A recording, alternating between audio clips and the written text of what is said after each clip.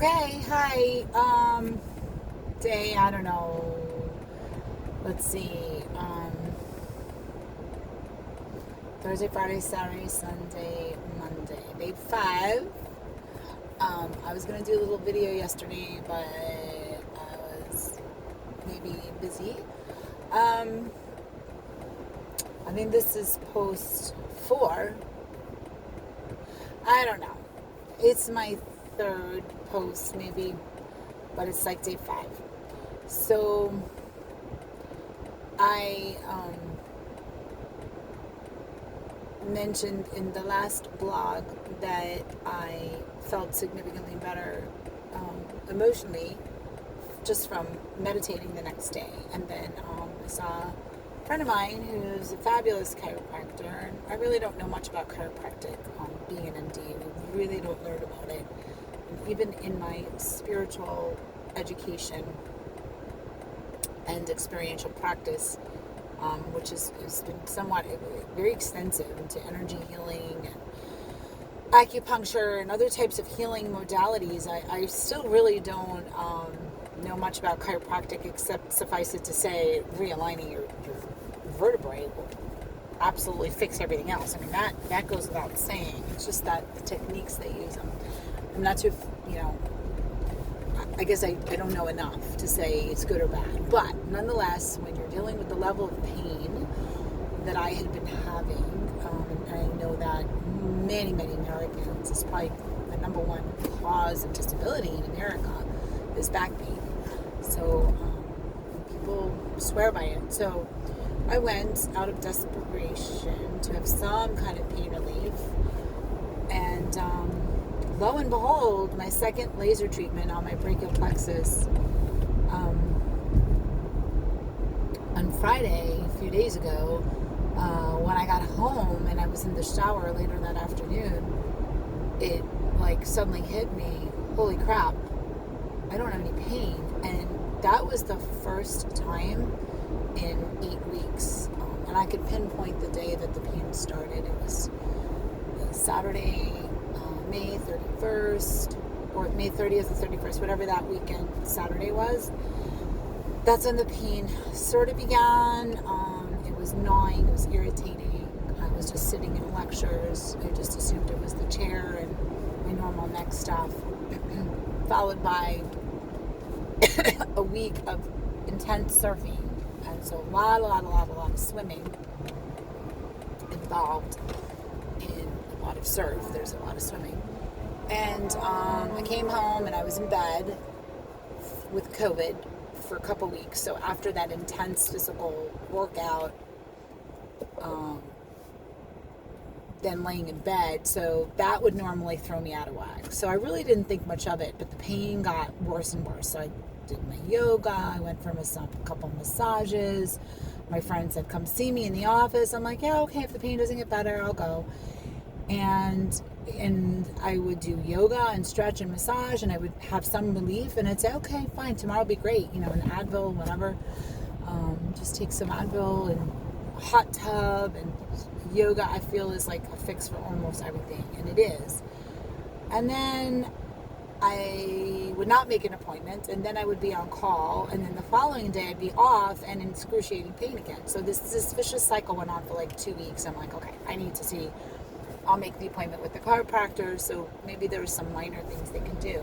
In the meantime, the pain was so debilitating and uncomfortable. That's what landed up in the neurosurgeon's office. I got the x-rays, and the x-rays told me what I already knew about my lower cervical levels, but I was blown out of the water by learning that I had a new spinal cord compression. And it's just another miracle that I didn't fucking drown myself in Costa Rica. But nonetheless, here I am. So I am awaiting other appointments. I spoke to another doctor at work who is new in our facility, and I got some insider intel on him. So I thought, what the heck, I don't really know him well. I don't know if I can trust him. But I ran it by him, and he looked at my MRIs, and he agreed with the surgeon who's already taking care of me, but did offer potential for another solution. And so I'm going to make an appointment with him, and then I'm seeing doctors in Miami. I just got out of FedEx, mailed them the CD. So just the simple steps of taking action, getting information, being able to make these appointments, doing something physically that is relieving some discomfort, all of these things have significantly improved my emotions really overnight. I mean, the first thing, like I said, was I woke up the next day and I meditated. And a lot of people, yeah. How do you go from suicide to like feeling hopeful the very next day? Well, you don't. It takes years of practice and years of learning. And I have been meditating for 2 years, but so I'm able to like almost instantly reactivate my parasympathetic nervous system and bring myself into that place of calm so that my thinking mind can function better. And it also addresses, the high levels of cortisol and the lower levels of dopamine and serotonin that we experience when we're in that fight or flight. So I know that those feelings of hopelessness and depression and not wanting to live because of the potentiality that I could be fully fused and or become fully paralyzed. And at the very least, my life is going to be altered. So even if I do very well, the facts of the matter are I'm likely going to be significantly altered in how I am able to conduct my physical hobbies and even my daily activities. So the prospect of that, like I felt at that time, the best case scenario was being alive and not being paralyzed and healing from the surgery without infection and complications, and that's great. But the facts are, being fused, your body, it's like, I can't give an example offhand. I don't know why. Well, anyway, it does prevent you from moving. So just simple things like putting on mascara and driving in the car, turning your head. Like you have to move your body. You can't, someone talks to you in a hallway and you got to stop and turn your whole body as opposed to just like swinging your head around. Just little things of activities of daily living will be altered. I experienced that in the recovery from my other surgery, wearing the seat collar and being stiff for 6 months. So I know what that's like, and it was hell. I felt like I was choking. I felt imprisoned in my body. It was a really bad experience. And just day by day, I stretched it out, worked it out, and over time it got better. But it really did take 2 full years. So an additional fusion, 8 years older, fusing more levels is going to be more inflammation, more stiffness, etc., etc. So I don't think that my fears were unreasonable. Stress, anxiety, depression, fears, none of that is unreasonable. However, I also know that when you're in a state of depression, even with a situation you may actually be facing, I'm talking about potentialities, right? Potential of being fused, because who knows? I don't know. Maybe some alien's going to fall out of the sky tomorrow and say, oh, we can heal you. Okay, great. So, but I'm talking about potential future. So let's just say I'm upset about what is now, like the pain that I'm having now. You can't even begin to heal your pain or get to a place to figure out what else can I enjoy in my life, if not surfing, dancing, yoga, and having sex. Can I become an artist? Can I become a writer? Can I just expand more on my teaching abilities? Of course, all of these things. At the moment, or at least last week, those things didn't seem to be enough to excite me for a future. Although there are things I also enjoy, when you take away the things that you love the most and what you feel like has become your life's passion, and you take away someone's life's passion, well, it took me a lifetime to find that passion. So is there another passion? I don't know yet. I'm sure there is. But do I have a whole other lifetime to find that? So again, as I said, all of these thoughts and fears are valid. But I also know there are people who live and thrive without legs at all, or without arms, or without a body. You know, like Stephen Hawking, you know, he was like paralyzed to hear. And he thrived till the age of 76, you know, writing and producing and creating and discovering the cosmos and the world. And he's contributed so much to humanity. So I know that there is a light on the other side. I just wasn't feeling it. So how do you get to that feeling place? I woke up and I meditated. Was one. So reorganizing my central nervous system, activating my parasympathetic nervous system, calming down my sympathetic nervous system.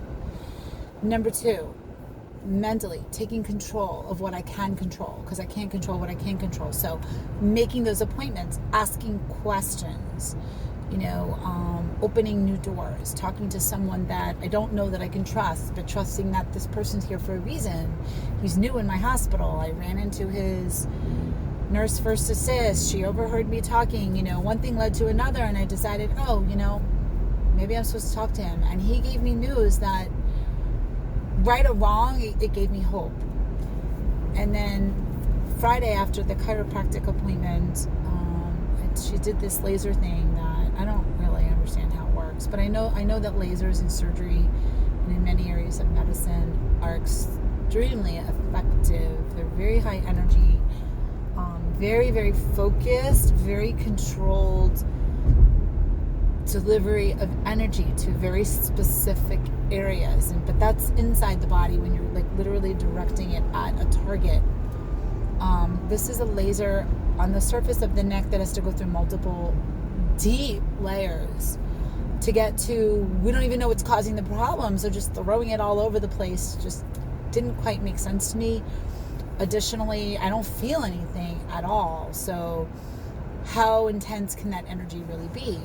But there was my mind saying, my scientific ego mind saying, well, I don't know, it just looks like some weird gimmick that these chiropractors use. But lo and behold, after 2 treatments, I went home, and for the first time in 8 weeks, I had no pain. Yes, I did have a massage that day as well, and yes, I did a little gentle stretching in the morning, but I had been doing massage and stretching for 8 weeks, and that was not helping. It would help a touch, but it wouldn't eliminate the pain. The second treatment eliminated the pain, or I can safely say I had no pain that night, the same day I had the laser treatment. So scientifically, I can't say one caused the other, but there's an extremely high correlation. And I remained pain-free Friday through Sunday,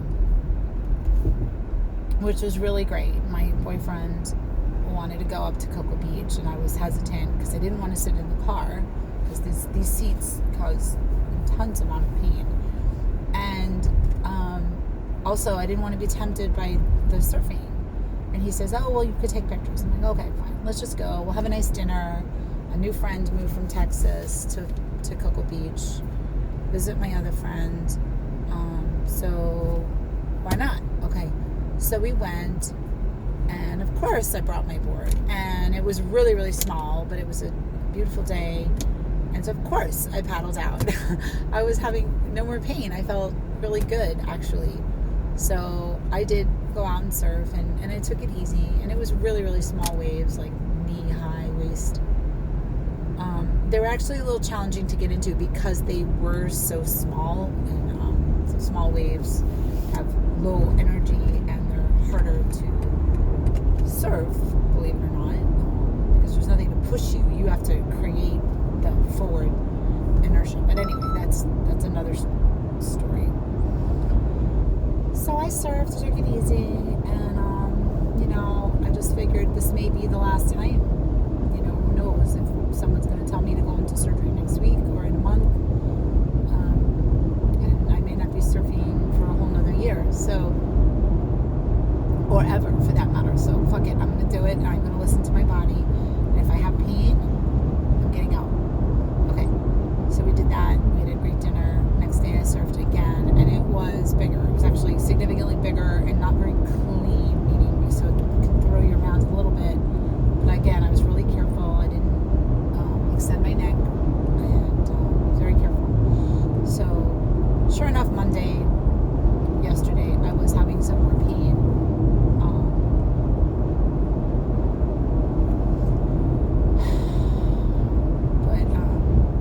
It is what it is. But it still wasn't as bad as it was prior to the laser treatment. So today I had another laser treatment, and we'll see what that does. Now, mind you, this laser treatment is treating the nerve root symptoms I'm having on my left side. And we know there's a lot of arthritis at my C7, T1 area, maybe some of the other levels as well. But the pain down my spine from the back is spinal cord pain. And we don't really feel our spinal cord per se, but when there's compression, there are certain symptoms people get with flexion down the back of the spine. Those are certain neurological signs. So I know what that is. I'm not going to mess with that. And I meditated this morning. I woke up, I meditated as well. Now, on another note, one of my loved ones is having the same problem, but even worse. I don't want to talk about who because for privacy reasons. But the condition has gotten worse with this person, so much so that it will probably likely result in urgent emergent surgery in the next few days. So I'm really praying for that loved one, and I guess it makes my situation look not as bad, but I'm right there behind him. And then another loved one, a friend, is just really struggling and very depressed. And then another friend who I perceive to be super healthy recently told me that they are facing an additional herniated disc in their low back after surgery and other medical issues, potentially very serious, that's being evaluated. So, I guess all these other things coming up are a reminder that I'm not alone in this suffering. But I feel like I really have all the tools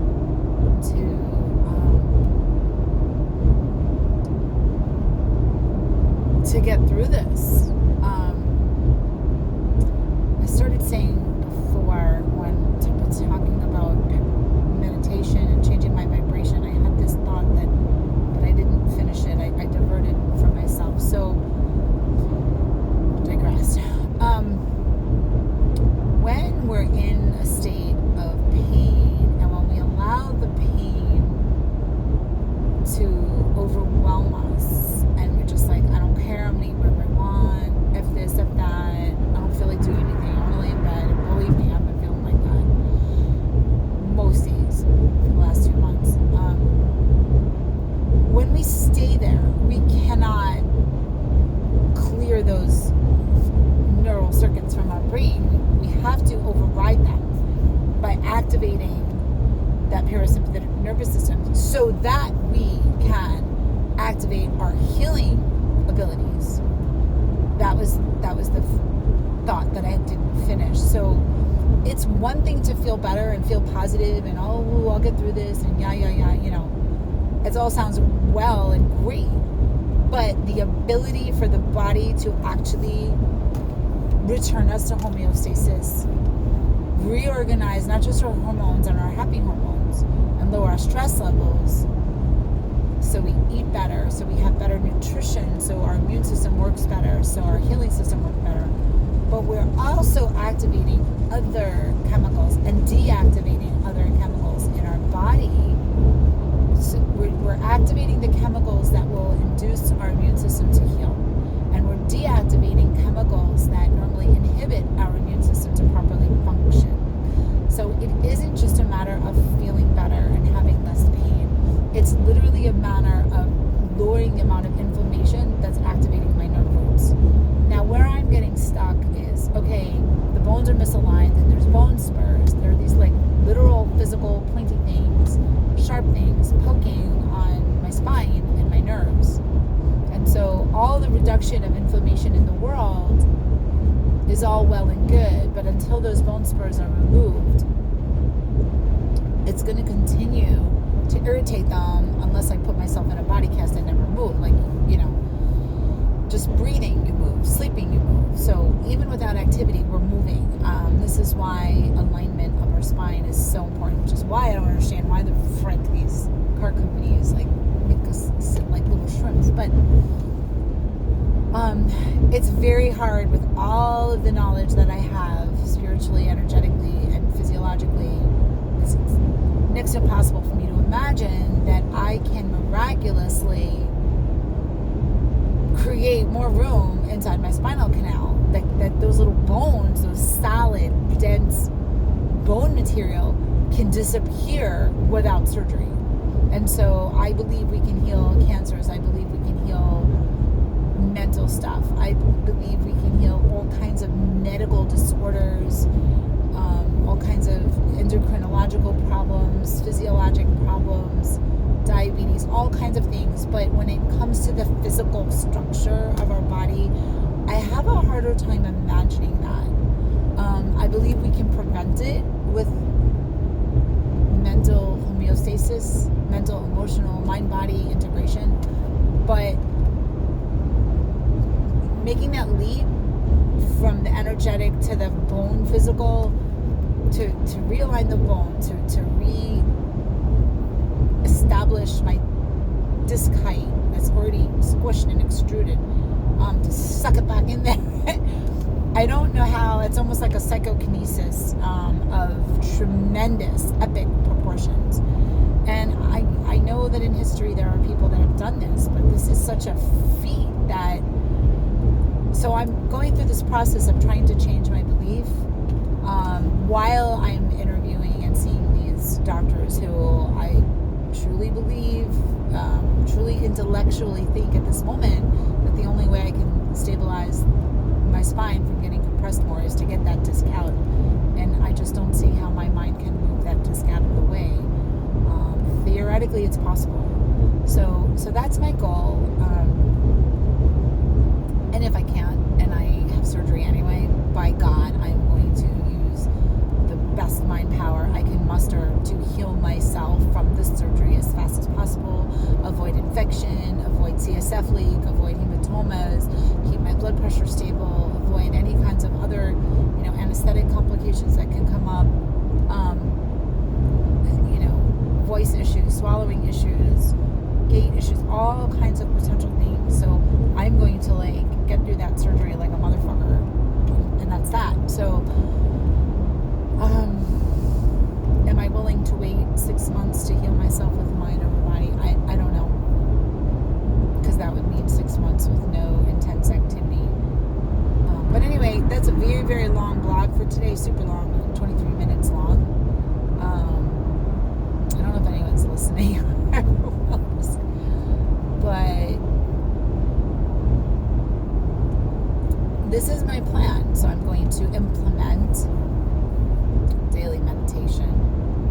I'm going to maximize my nutrition, starting now, because I had a BLT for breakfast. Yes, I did. I had a BLT on a toasted sesame bagel because it was so freaking good. And I enjoyed it, and I will have no guilt about it. None whatsoever, because enjoying food, even food that ain't so healthy, there's something to be said about it. It's life-giving, so long as it's in moderation. So, but I'm going to employ amazing nutrition like I normally do. I'm going to sleep. I'm going to avoid stress. So even though my honey and I sometimes bicker a little bit here and there, I'm just whatever. I'm gonna let it go, because I have bigger fish to fry, and things aren't always perfect. But by God, I love that man, and I know I can be annoying and difficult. So whatever. Don't sweat the small stuff is what I'm trying to say. I am going to allow my little girl to leave her mess